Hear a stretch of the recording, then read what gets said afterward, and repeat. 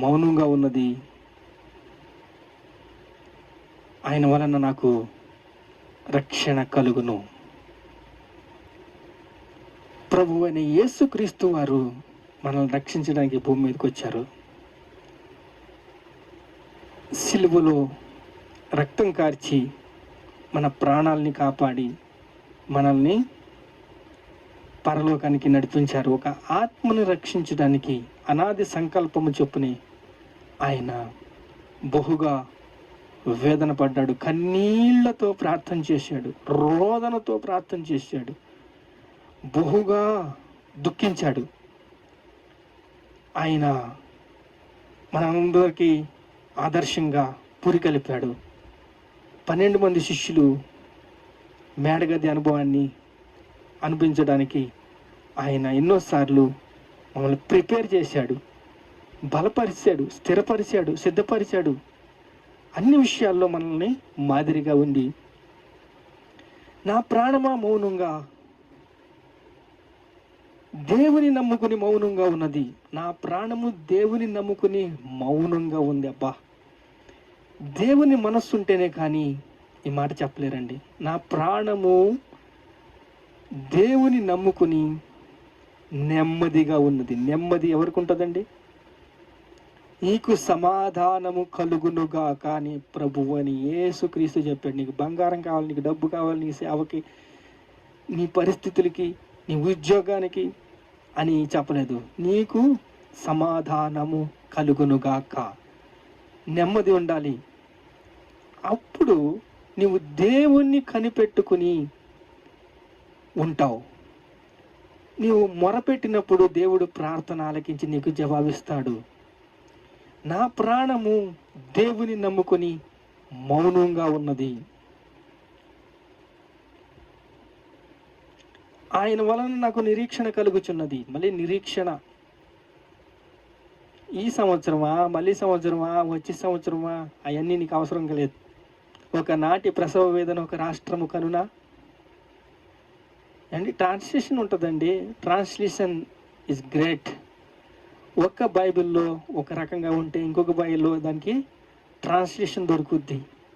ఒక్కొక్క బైబిల్లో ఒక్కొక్క రకంగా ఆ యొక్క ట్రాన్స్లేషన్లో మనకి దాని ఉన్నతమైన మాధుర్యం, వాక్యం యొక్క ప్రేమానుభవాలు దొరుకుతాయి. ఒకనాటి ప్రసవ వేదన ఒక రాష్ట్రము కనున ప్రసవ వేదన కలుగుచున్నదా?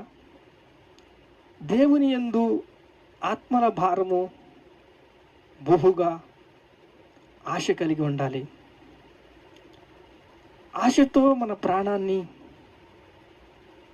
పెట్టుకున్నప్పుడు, ఒక ఉద్దేశం నీకు ఉన్నప్పుడు, ఒక ఆలోచన నీకు ఉన్నప్పుడు, అది ప్రబలాలి. అంటే అది ప్రకృతిని నువ్వు శాసించాలి. నీ ఊహలు మారిపోవాలి, నీ తలంపులు మారిపోవాలి, నువ్వు గోడల్ని శాసించాలి. 4 గోడల మధ్య నువ్వు తలుపు వేసుకున్నప్పుడు, దేవుడితో మాట్లాడుతున్నప్పుడు నీ ఆలోచన విధానం అంతా మారిపోవాలి. అయ్యా, నేను సృష్టికర్త దేవుణ్ణి ఆరాధిస్తున్నాను, నా మనస్సు నిర్మలంగా ఉండాలి, నా మనస్సులో నెమ్మది కావాలి, నా మనసులో ఆనందం కావాలి, నా మనసులో జాయ్ కావాలి. అంటే నిర్మలమైన హృదయం నీకు ఉండాలి. హృదయము నిండిన దాన్ని బట్టి నోరు మాట్లాడుతుంది. ఈ హృదయంలో ఏముంది? ఫ్రూట్స్, ఫలాలు, వరాలు, అభిషేకం, ఇవన్నీ కూడా యేసుని ఆరాధించినప్పుడే.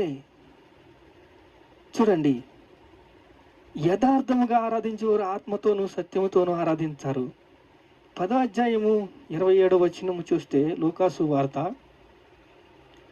10వ అధ్యాయము 27వ వచనము చూడండి.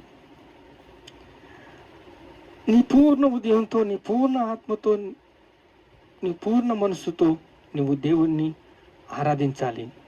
నిన్ను వలె నీ పొరుగువాన్ని ప్రేమించాలి. నీ పూర్ణ ఉదయంతో, నీ పూర్ణ ఆత్మతో, నీ పూర్ణ శక్తితో, నీ పూర్ణ బలముతో యేసయ్యని ఆరాధిస్తే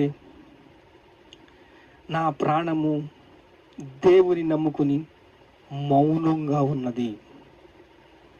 నా ఆశ్రయ కోట, ఆయనే నా శృంగము, ఆయనే నా కీడము, ఆయనే నా ఆశ్రయ కోట, ఆయనే నా దుర్గము, ఆయనే నా శృంగము. నన్ను బలపరిచేవాడు ఆయనే, నన్ను సిద్ధపరిచేవాడు ఆయనే. 62వ కీర్తన చూడండి. ఆయనే నా ఆశ్రయదుర్గము, నా రక్షణ ఆధారము. నాకు రక్షణ కలుగుచున్నది ఆయన వలన. ఫిలిప్తు సేవ చేస్తుండగా ఒక స్వరం వినబడ్డది. పరిగెట్టుకుని వెళ్ళి, నపుంసకుడు వెళ్తున్నాడు, ఆయనకి పరిగెట్టుకుని వెళ్ళి నువ్వు ఆయన సువార్త చెప్పు అని ఒక స్వరం వచ్చింది. ఫిలిప్తు సువార్తికుడండి. పరిగెట్టాడు. నువ్వు చదువుచున్నది ఏమో గ్రహిస్తున్నావా అంటే నాకు ఎలా తెలుస్తుంది? ఒకళ్ళు చెప్పకపోతే, నన్ను ఒకళ్ళు నడిపించకపోతే నాకు ఎలా తెలుస్తుంది అని అంటే, దీని గురించి చెప్తే ఇదిగో నీళ్ళు, ఇప్పుడే నాకు బాప్తీసం కావాలి అంటే అప్పుడే నీ పూర్ణ ఉదయంతో, నీ పూర్ణ ఆత్మతో, నీ పూర్ణ శక్తితో, నీ పూర్ణ బలముతో నువ్వు ఆరాధించినప్పుడు నువ్వు బాప్తీసం అని తీసుకుంటావు. కొత్తగా జన్మిస్తావు, ఆత్మతో జన్మిస్తావు. కొత్తగా జన్మించి, ఆత్మతో జన్మించి రక్షణ పొందుకుంటావు. రక్షణ అనేది బహు విశేషమైంది.